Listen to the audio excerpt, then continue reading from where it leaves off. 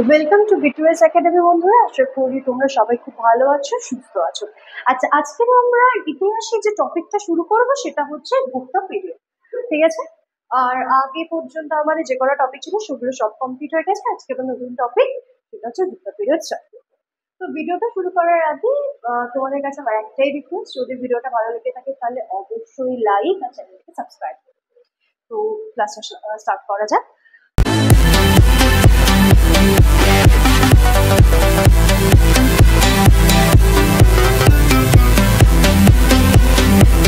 আচ্ছা, গুপ্ত পিরিয়ডের ফার্স্টে যে গুপ্ত রাজা ছিল তার নাম ছিল হচ্ছে শ্রীগুপ্ত। শ্রীগুপ্ত, ঠিক আছে। ফার্স্ট পয়েন্ট হচ্ছে ইনি হলেন গুপ্তা পায়ারের প্রতিষ্ঠাতা। ঠিক আছে। আচ্ছা, গুপ্ত এম্পায়ারের ইনি হলেন প্রতিষ্ঠাতা। আচ্ছা, এনার টাইম পিরিয়ড কত ছিল? এনার সময়কাল ছিল 240 থেকে 280 এডি। ঠিক আছে। সে এনাকে বলা হতো, এনাকে মহারাজা উপাধি দেওয়া হয়েছিল।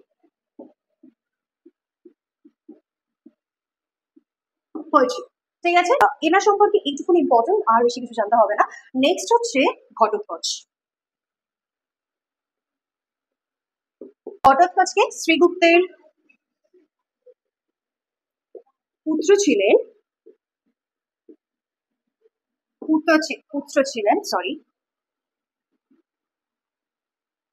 ঘটোৎকচ। ঠিক আছে। আর ইনিও শ্রীগুপ্তের মতো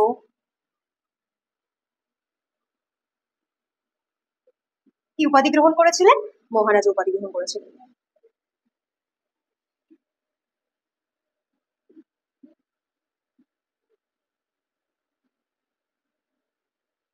ছিলেন। ঠিক আছে। তাহলে এইবারে যিনি আসবেন তিনি হলো চন্দ্রগুপ্ত। এবারে আসবে প্রথম চন্দ্রগুপ্ত।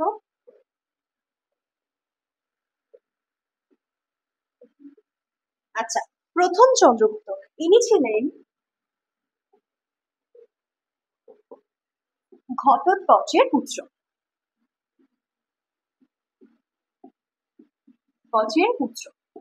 উপাধি নিয়েছিলেন চন্দ্রগুপ্ত, প্রথম চন্দ্রগুপ্ত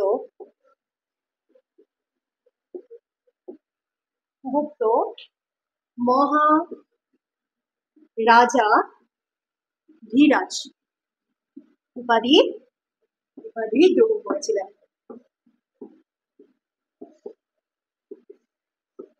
মানে শ্রীগুপ্ত আর ঘটোৎকচ ওনারা কিন্তু মহারাজ উপাধি গ্রহণ করেছিলেন, আর প্রথম চন্দ্রগুপ্ত মহারাজাধিরাজ উপাধিটি গ্রহণ করেছিলেন।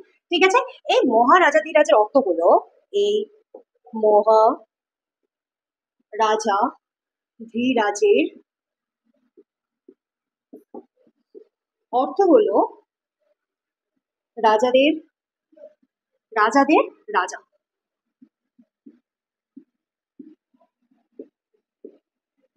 ঠিক আছে। তাহলে মহারাজাধিরাজের অর্থ কি?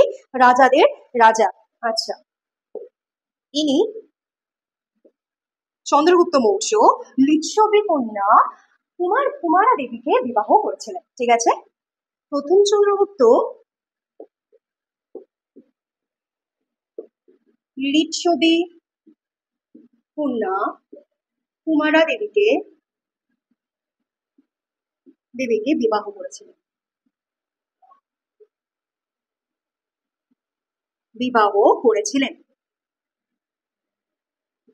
ঠিক আছে। প্রথম চন্দ্রগুপ্ত যুদ্ধের মাধ্যমে তিনি তার সাম্রাজ্য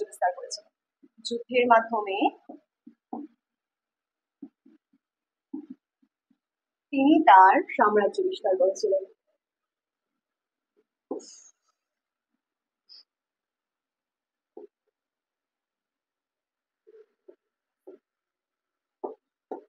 আচ্ছা, এনার সময় গুপ্ত সাম্রাজ্যের টেরিটরি বা সীমানা কতদূর পর্যন্ত বিস্তার ঘটেছিল?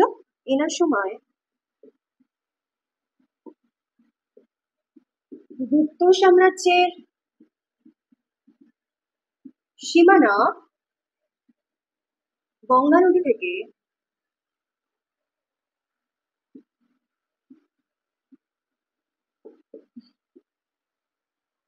প্রয়াগ পর্যন্ত পর্যন্ত বিস্তার লাভ করেছে।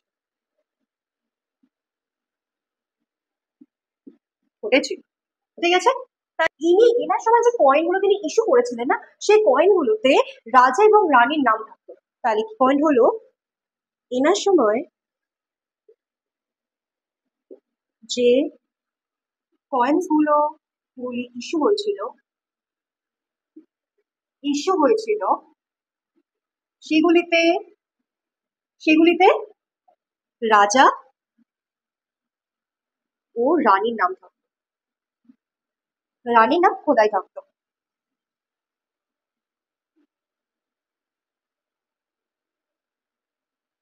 আচ্ছা, তাহলে এই প্রথম চন্দ্রগুপ্ত থেকে এইটুকুনি আমাদের ইম্পর্টেন্ট। নেক্সট যেটা আসছে সেটা হলো,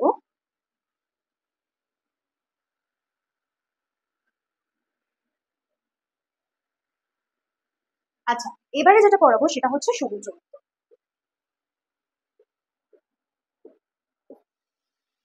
সমুদ্রগুপ্ত হলো প্রথম চন্দ্রগুপ্ত এবং কুমারা দেবীর পুত্র।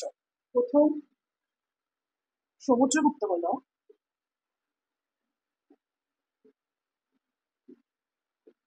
প্রথম চন্দ্রগুপ্ত আর কুমারা দেবীর পুত্র ছিল। এনার সময় সাম্রাজ্য অনেক বিস্তার লাভ করেছিল।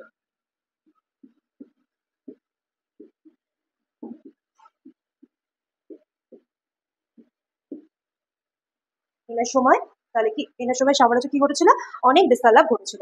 আচ্ছা, সমুদ্রগুপ্তের সময় কিন্তু এলাহাবাদ প্রশস্তি রচিত হয়েছিল। সমুদ্রগুপ্তের সময়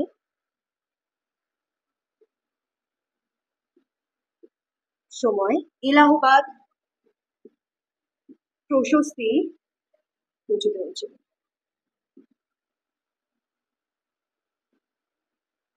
ঠিক আছে, এলাহাবাদ প্রশস্তি রচনা কে করেছিলেন? এলাহাবাদ প্রশস্তি রচনা করেছিলেন সমুদ্রগুপ্তের সভাপতি হরিসেনা। এলাহাবাদ প্রশস্তিটি রচনা করেছিলেন সমুদ্রগুপ্তের সভাকবি হরিসেন। হরিসেন এটাকে রচনা করেছিলেন। আচ্ছা, ঠিক আছে, এইবারে হচ্ছে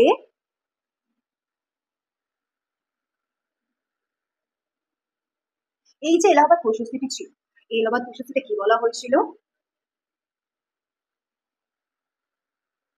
এতে বলা হয়েছিল সমুদ্রগুপ্ত গঙ্গা নদী উপত্যকার 9 জন রাজাকে, দক্ষিণ ভারতের বা দক্ষিণ রিজিয়নের দক্ষিণের 12 জন রাজাকে, আর ফরেস্ট ট্রাইবসদের 18 জন ফরেস্ট ট্রাইবসদের যুদ্ধে হারিয়েছিলেন। 18 জন ফরেস্ট ট্রাইবসদের যুদ্ধে হারিয়েছিলেন।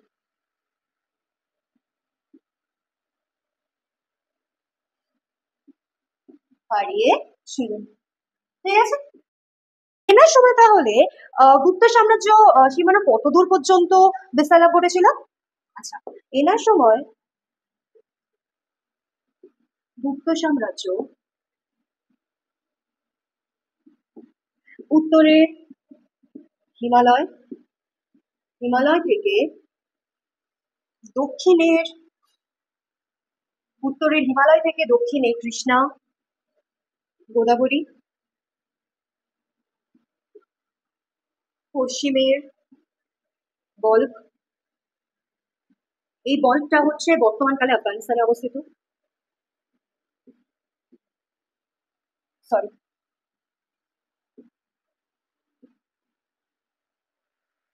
বল্গ থেকে পূর্বের ব্রহ্মপুত্র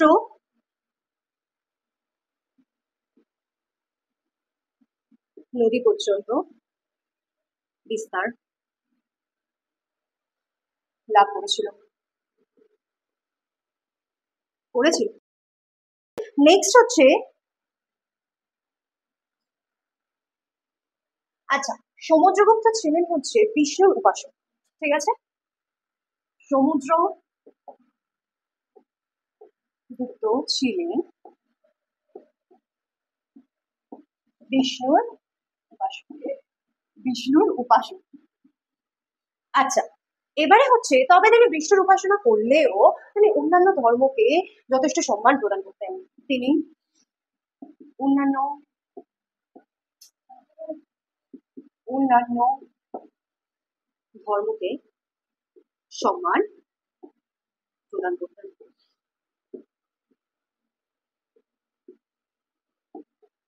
তিনি যে অন্যান্য ধর্মকে সম্মান প্রদান করতেন সেটা আমি কিভাবে জানতে পারবো? কারণ তিনি শ্রীলঙ্কার রাজা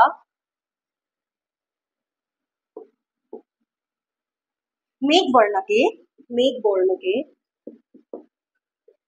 অনুমতি দিয়েছিলেন, মেঘবর্ণকে অনুমতি দিয়েছিলেন যে বুদ্ধগয়াতে বৌদ্ধ মঠ প্রতিষ্ঠা করার।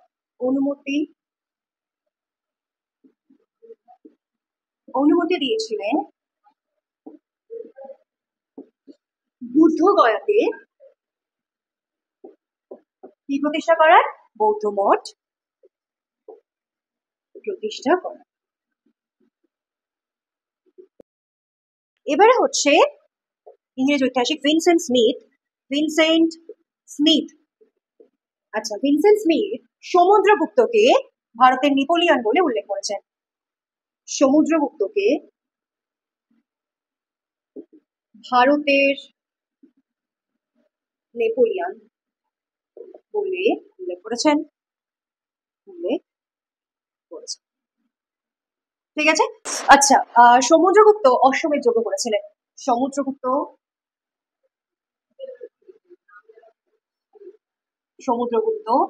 অশ্বমেধ যজ্ঞ করেছিলেন। আচ্ছা, এনাকে অশ্বমেধ বিক্রম কবিরাজ পরম ভগবত বলে ডাকা হতো, বা তিনি অশ্বমেধ বিক্রম কবিরাজ পরম ভগবত নামেও পরিচিত ছিলেন। ঠিক আছে। ওয়াইফের নাম কি ছিল? এনার ওয়াইফের নাম ছিল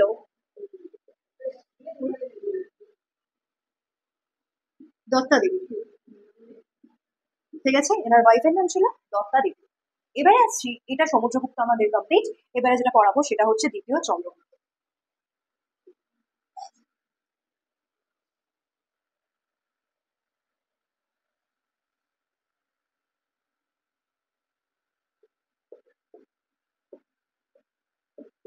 ঠিক আছে, দ্বিতীয় চন্দ্রগুপ্ত এবার পড়াবো সেটা হচ্ছে, ইনি দ্বিতীয় চন্দ্রগুপ্ত সমুদ্রগুপ্ত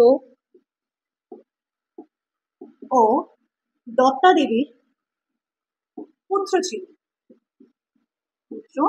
ছিলেন। ঠিক আছে, আর ইনি বিক্রমাদিত্য উপাধি নিয়েছিলেন। ঠিক আছে, ইনি হচ্ছে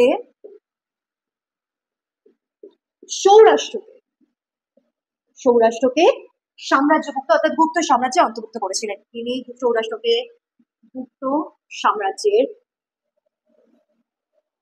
অন্তর্ভুক্ত করেন।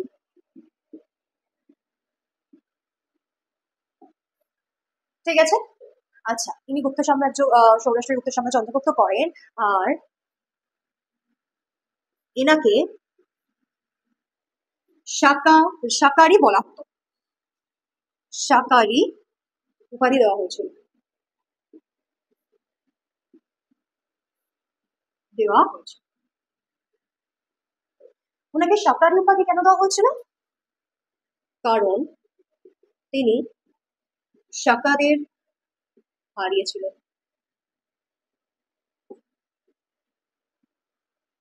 হারিয়েছে, ঠিক আছে। নেক্সট হচ্ছে, আচ্ছা নেক্সট হচ্ছে দেবী চন্দ্র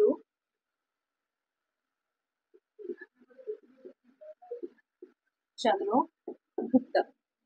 এটি লিখেছিলেন বিশাখ দত্ত। আচ্ছা, এই দেবী চন্দ্রগুপ্তকে কি বলা হয়েছিল? এটাতে বলা হয়েছিল যে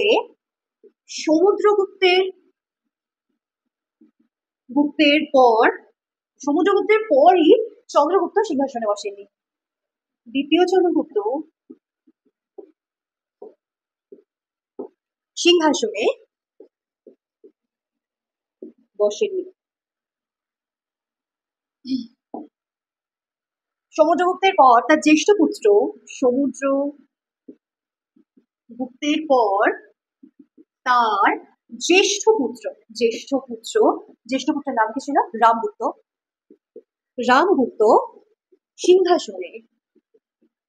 সিংহাসনে বসেছিলেন। তবে রামগুপ্ত বেশি দিনের জন্য সিংহাসনে থাকেননি। রামগুপ্ত অল্প কিছু দিনের জন্য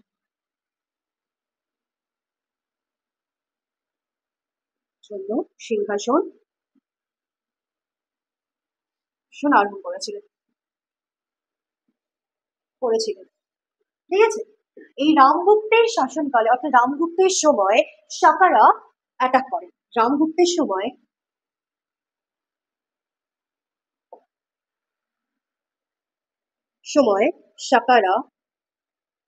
শাকারা অ্যাটাক করে। ঠিক আছে। শাকারা যখন অ্যাটাক করে তখন রামগুপ্ত তাদের কাছে সারেন্ডার করে দেয় নিজেকে। তখন রামগুপ্ত শাকাদের কাছে নিজেকে সারেন্ডার করে দেয়। এই শাকাদের কাছে যখন নিজেকে সারেন্ডার করে দেয় তখন সেটা চন্দ্রগুপ্ত মেনে নিতে পারেনি। তাহলে কি হবে?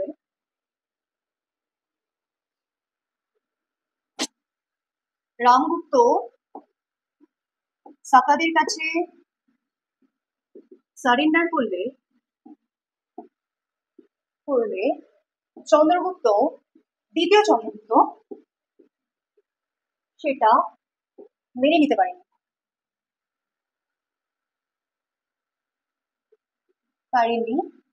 তখন চন্দ্রগুপ্ত কি করেছিল? শাকাদের হারিয়েছিল এবং তার ভ্রাতাকে তিনি হত্যা করেছিলেন। তখন চন্দ্রগুপ্ত শাকাদের যুদ্ধে হারান আর রামগুপ্তকে হত্যা করে সিংহাসনে আরোহণ করেন। সিংহাসন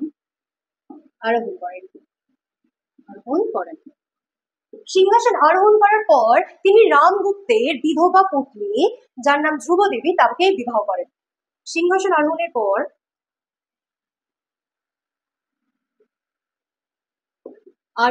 পর তিনি রামগুপ্তের বিধবা পত্নী নামকে ধ্রুবদেবীকে বিবাহ করেছিলেন। ঠিক আছে। নেক্সট হচ্ছে,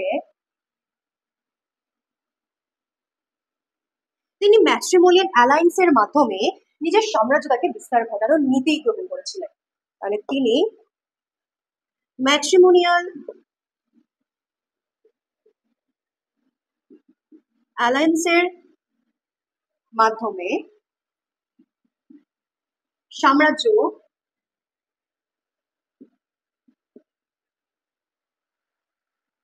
সাম্রাজ্যকে বিস্তার ঘটানোর নীতি গ্রহণ করেছিলেন। নীতি গ্রহণ করেছিলেন। তাহলে তিনি ম্যাট্রিমোনিয়াল অ্যালায়েন্সের মাধ্যমে সাম্রাজ্যকে বিস্তার ঘটানোর নীতি গ্রহণ করেছিলেন। আচ্ছা, তিনি নাগাস, নাগ এবং বাকাটক এবং বাকাটকদের সাথে এরই মাধ্যমে বা অর্থাৎ ম্যাট্রিমোনিয়াল অ্যালায়েন্সের মাধ্যমে সম্পর্ক স্থাপন করেছিলেন।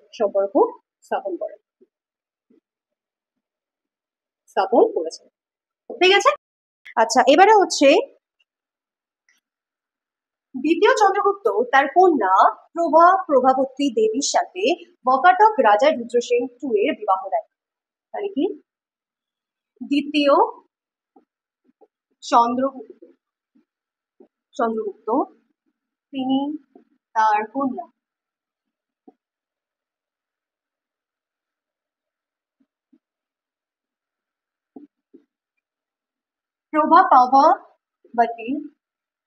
প্রভাবতী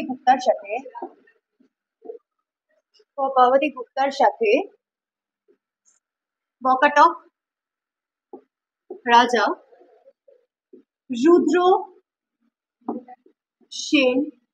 রুদ্রসেন এর বিবাহ দেয়। ঠিক আছে। আর দ্বিতীয় চন্দ্রগুপ্ত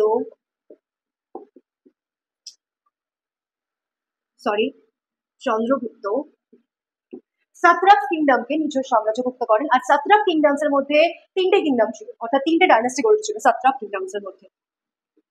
সাত্রাপস কিংডমকে নিজের সাম্রাজ্যভুক্ত করেছিল।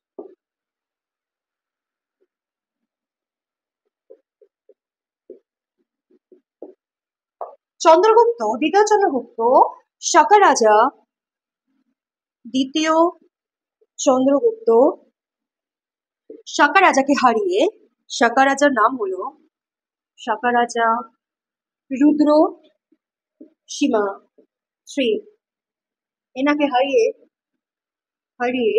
কি করেছিলেন? সৌরাষ্ট্র ও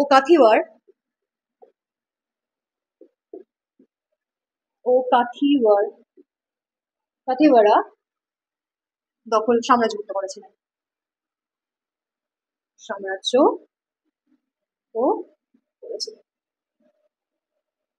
ঠিক আছে। আচ্ছা, এনার শাসনকালে তার রাজ দরবারে, দ্বিতীয় চন্দ্রগুপ্তের রাজ দরবারে 9টি রত্ন ছিল বা 9 জন রত্ন ছিল।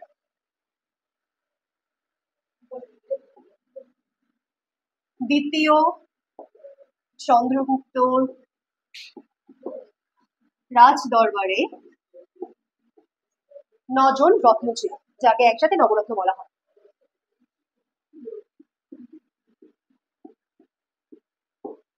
ঠিক আছে।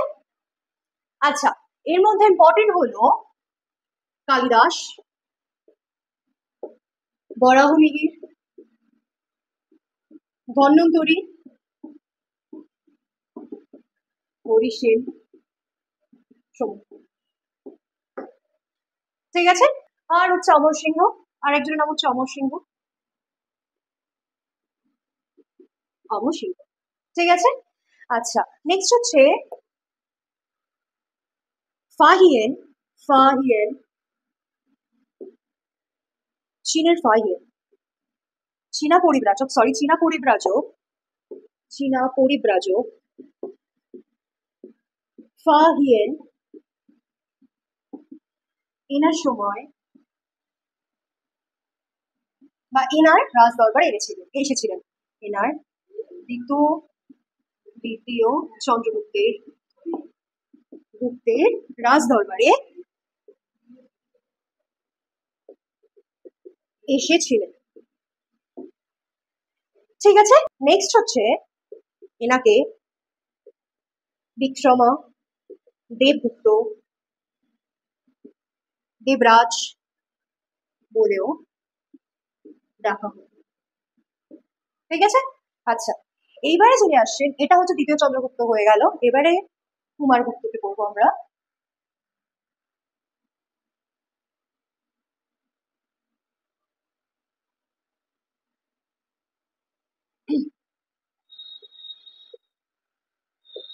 কুমারগুপ্ত বন, ঠিক আছে। আচ্ছা, ইনি হলেন দ্বিতীয় চন্দ্রগুপ্তের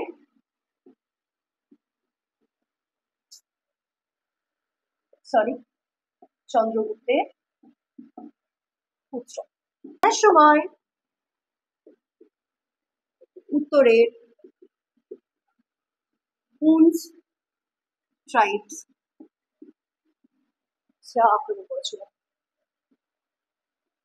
আক্রমণ করেছিল, ঠিক আছে। তাহলে এনার সময় হচ্ছে উত্তরের হুনস জাতির লোকেরা আক্রমণ করে।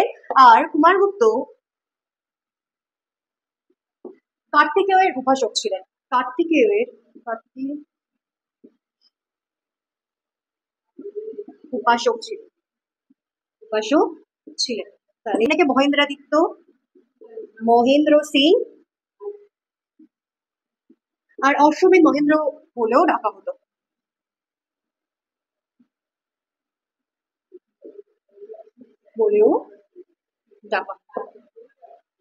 ঠিক আছে, এনার কুমারগুপ্তের এইটুকুনি ইম্পর্টেন্ট। নেক্সট যেটা করাবো সেটা হচ্ছে স্তম্ভগুপ্ত।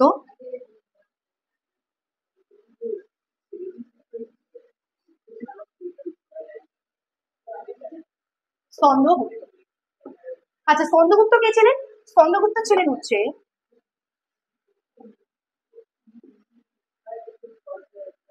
কুমারগুপ্ত ওয়ানের পুত্র, ঠিক আছে। তাহলে স্কন্দগুপ্ত কে ছিলেন? স্কন্দগুপ্ত ছিল কুমারগুপ্ত ওয়ানের পুত্র। নেক্সট হচ্ছে ইনি হুনসদের হারিয়েছিলেন, ঠিক আছে। তাহলে স্কন্দগুপ্ত কাদের হারিয়েছিলেন? হুনসদের হারিয়েছিলেন। কিন্তু হুনসরা লাগাতার গুপ্ত এম্পায়ার হচ্ছে গুপ্ত সাম্রাজ্যের উপর আঘাত আনার ফলে সাম্রাজ্যের অর্থনীতি একদম ভেঙে পড়েছিল। হুনসদের লাগাতার আক্রমণের ফলে ফলে কি হয়েছিল? সাম্রাজ্যের অর্থনীতি ভেঙে পড়েছিল,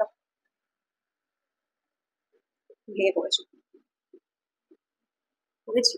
আচ্ছা, এবারে হচ্ছে এনার মৃত্যুর পর সাম্রাজ্যে পতন ঘটতে শুরু করে, সাম্রাজ্যে পতন ঘটতে সরি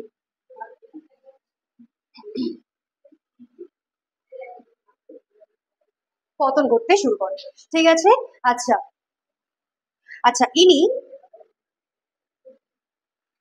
সোমাদিত্য, পরম ভগবত দেবরাজ উপাধি নিয়েছিলেন,